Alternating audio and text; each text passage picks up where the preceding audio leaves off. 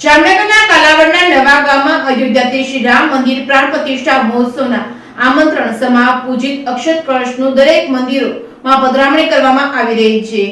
જામનગરના કાલાવડના નવા ગામમાં અયોધ્યાથી શ્રી રામ મંદિરની પ્રાણ પ્રતિષ્ઠા મહોત્સવમાં આમંત્રણ સમા પૂજિત અક્ષત કળશનું દરેક મંદિરોમાં પધરામણી કરવામાં આવી રહી છે। મોટી સંખ્યામાં ભાવિ ભક્તો રહ્યા હતા હાજર। મંદિરના પૂજારી દ્વારા આરતી કરાઈ હતી। રામ જન્મભૂમિ તીર્થ ક્ષેત્રે અક્ષત મહાઅભિયાનને લઈને અયોધ્યા શ્રી રામ મંદિરના પ્રાણ પ્રતિષ્ઠા મહોત્સવમાં આમંત્રણ સમા પૂજિત અક્ષત કળશનું દરેક મંદિરોમાં પધરામણી કરવામાં આવી રહી છે। જ્યારે જામનગર જિલ્લાના કાલાવડ તાલુકાના નવા ગામમાં અક્ષત કળશનું આગમન થતા વાતે ગાતે ગામ લોકો દ્વારા કળશને વધાવી ભવ્ય સ્વાગત કરવામાં આવ્યું હતું। બહેનો દ્વારા સામૈયા કરવામાં આવ્યા હતા અને કળશ માથે રાખી શ્રી રામની ધૂન બોલાવતા કળશની પ્રદક્ષિણા નું ભવ્ય સ્વાગત કરાયું હતું। આ સમય દરમિયાન સમગ્ર વાતાવરણ ભક્તિમય બન્યું હતું અને મંદિરના પૂજારી તેમજ નાની દીકરીઓ દ્વારા ભગવાન શ્રી રામની આરતી સાથે પૂજિત કળશનું પૂજન આરતી કરી કળશને મંદિરમાં પધરામણી કરવામાં આવતા મોટી સંખ્યામાં નવા ગામના ભાઈઓ બહેનો ભાવિકો ઉમટી પડ્યા હતા।